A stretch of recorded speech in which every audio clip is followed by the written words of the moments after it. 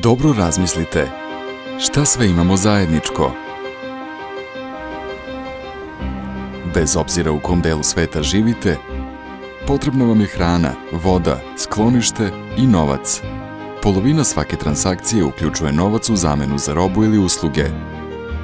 Akcije, vekna hleba, ilegalne droge, sve se mora platiti. Veliki deo života provodimo jureći za zaradom koja nam obezbeđuje lagodan život i ostvarenje naših snova. Novac je takođe instrument uništenja.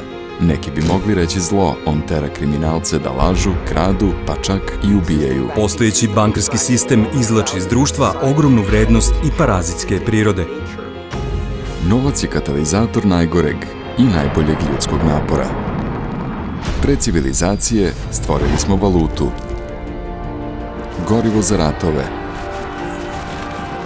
put ka moći, prvak i neprijatelj inovacije. Novac je toliko integrisan u naše društvo i našu globalnu ekonomiju da njegova prava priroda za većinu ostaje misterija. Ovo je priča o novcu, možda i kraju novca kakvim ga znamo. Bez obzira na to koliko vam je bankovni račun pun ili novčanik tanak, to je nama hladna gotovina. Postoje neki koji ga žele uništiti, otarasiti ga se, zapaliti svoje dolare, svoje eure, svoje jene i pretvoriti sav svoj novac u jedinice i nule, digitalnu valutu, poveriti ga webu i računarima širom planete. Čarobni internet novac. Zove se kriptovaluta Bitcoin. Izmišljen u tajnosti, bio je to dar svetu. To nije samo valuta, nego je zapravo novac koji je moguće programirati. Potencijalno prokletstvo za bankare. A velike banke ili političari ne mogu učiniti ništa da to spreče. Uništava vladinu kontrolu nad novčanom masom. Ono što je internet učinio za informacije, Bitcoin radi za novac. Može li to biti novo zlato? Haha, ne. Morate zaista rasplamsati maštu da biste zaključili koja je intrinzična vrednost Bitcoina.